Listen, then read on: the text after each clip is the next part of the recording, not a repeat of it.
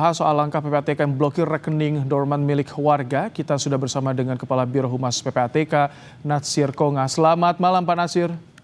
Selamat malam. Baik, ini jadi banyak Baik, pertanyaan. bahagia selalu kita semua. Baik, terima kasih Pak Natsir. Ini menjadi banyak pertanyaan dari warga.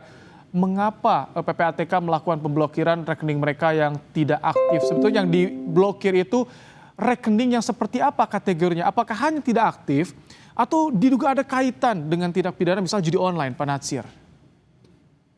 Ya, jadi ini tidak ujuk-ujuk kita lakukan ya. Sebelumnya saya ucapkan terima kasih Pak Ibrahim atas kesempatan yang diberikan. Kami sudah 5 tahun ini melihat bahwa tren dari rekening yang tidak terpakai lama itu terus meningkat. Dan tren yang signifikan juga kita melihat bahwa rekening-rekening dorman ini dilakukan sebagai tindak pidana.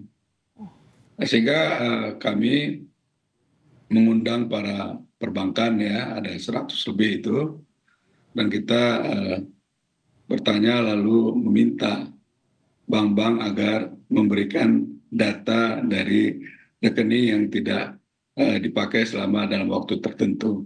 Nah, kriteria berapa lama itu ya masing-masing bank memiliki definisi sendiri gitu ya.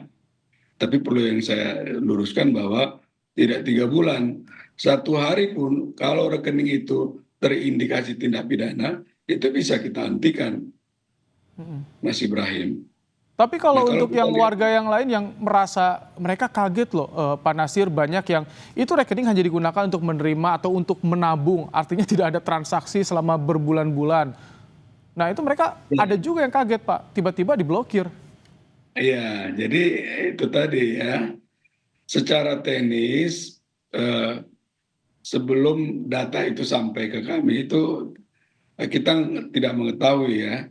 Eh, Artinya rekening dorman yang dikirimkan itu siapa pemiliknya, lalu kemudian berapa lama dia ya, dan profil dari pemegang rekening itu apakah untuk rekening tabungan haji ya atau rekening ibu-ibu untuk dia menabung persiapan sekolah anak dan seterusnya.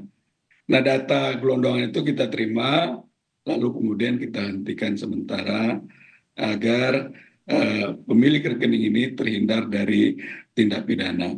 Oh, Saya ingin menyampaikan sedikit silakan. fakta saja nih, Mas Ibrahim. Hmm, Di bulan April kemarin itu lonjakan top up ya untuk pemain judi online dari kalangan masyarakat kita itu ada 55 triliun rupiah.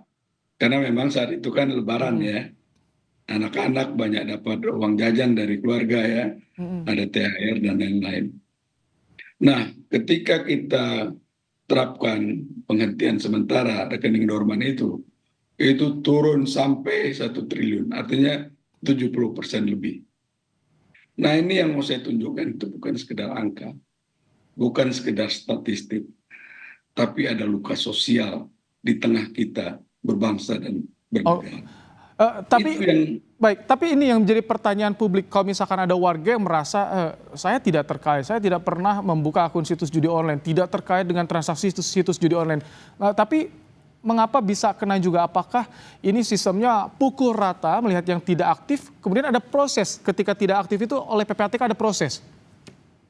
iya, apa yang Mas Ibrahim itu benar ya, tapi memang juga masyarakat kan nggak tahu kalau uang itu teraliri oleh tindak pidana.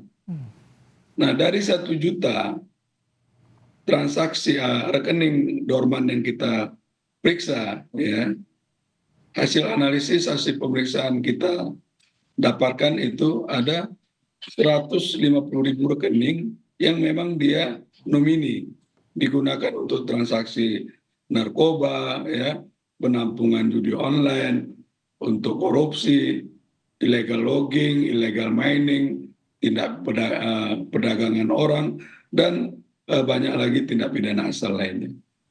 Nah ini tadi saya ingin menyampaikan negara hadir yang diwakili oleh PPATK untuk melindungi ya segenap dari pemilik rekening dan juga agar menjaga ekonomi kita tetap terjaga secara baik.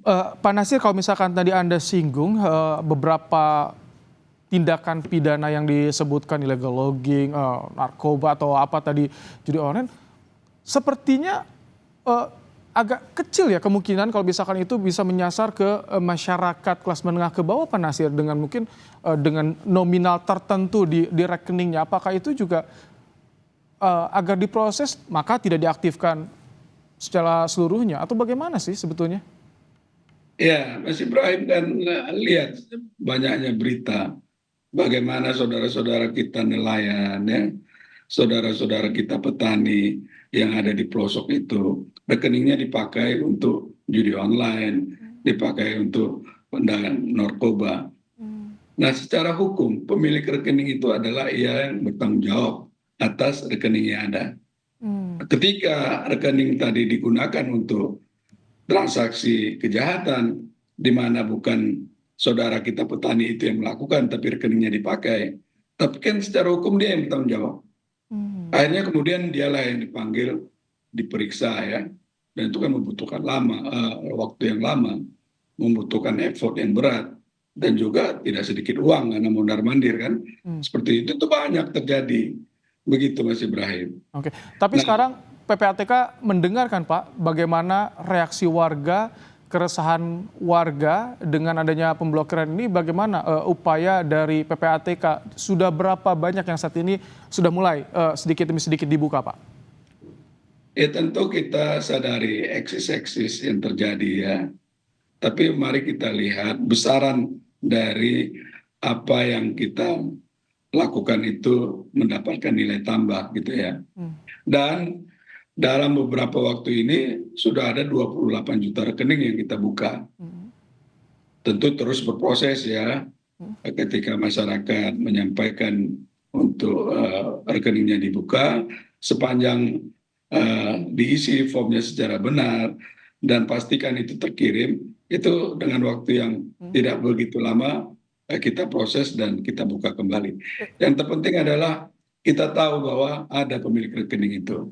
Oh, Di jadi sisi PPATK juga lain, ingin tahu ketika warga merasa oh ini tidak benar, maka dia bisa protes dan mengajukan untuk pembukaan. Itu berapa lama prosesnya, Pak? ada bahkan dalam setengah hari sudah terbuka. Oh, Ada juga yang memang berproses ya, karena kita perlu verifikasi ya, kemudian perlu waktu setelah kita verifikasi, kita kasih minta kepada bank untuk dibuka, itu memang ada proses waktu ya. Tapi secara umum itu tidak lebih ya, kalau tidak ada kendala tertentu gitu ya, itu dalam 20 hari kerja itu sudah bisa dibuka kembali. oke, ada jangka waktu yang harus dilalui oleh warga yang rekeningnya diblokir oleh PPATK. Baik, terima kasih Pak Nasir Konga, Kepala Biro Terima Humas kasih, PPATK, Mas telah bergabung Ibrahim. di Kompas Malam dan menjelaskan secara detail soal pemblokiran ini.